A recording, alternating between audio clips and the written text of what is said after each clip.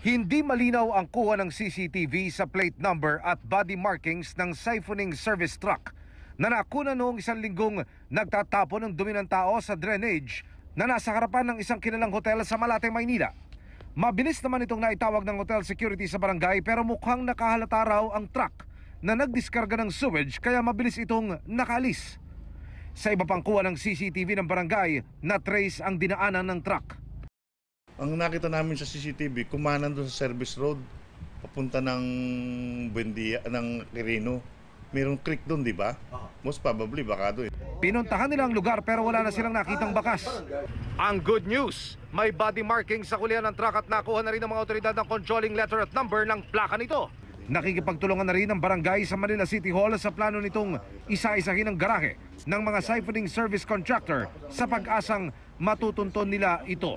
Most probably, ang tinamad yung driver, baka doon, pag naitapon na nila doon, pwede na silang umuwi sa kanila. Siyempre, mas malaking tipid yun, hindi na sila babalik na kuhan. Maganda yun, para sa kanila. Alinsunod sa implementing rules and regulations ng Code on Sanitation of the Philippines, kabilang ang mga kanal at maging ibabaw ng lupa at kalsada sa mga tinukoy na lugar kung saan bawal magtapon ng sewage. Dapat may operational permit din mula sa local health officials para sa tamang pagtatapon ng sewage. Pinatutugis na ng Manila City Government ang driver at pahinante ng siphoning truck. May alok na ring 100,000 pisong pabuya para madakip sila. Ang MPD naman may babala. Itong driver na to, sabi ko mas maganda sumurrender ka. Kasi pag mahuli kita, ipapainom ko yan sa'yo.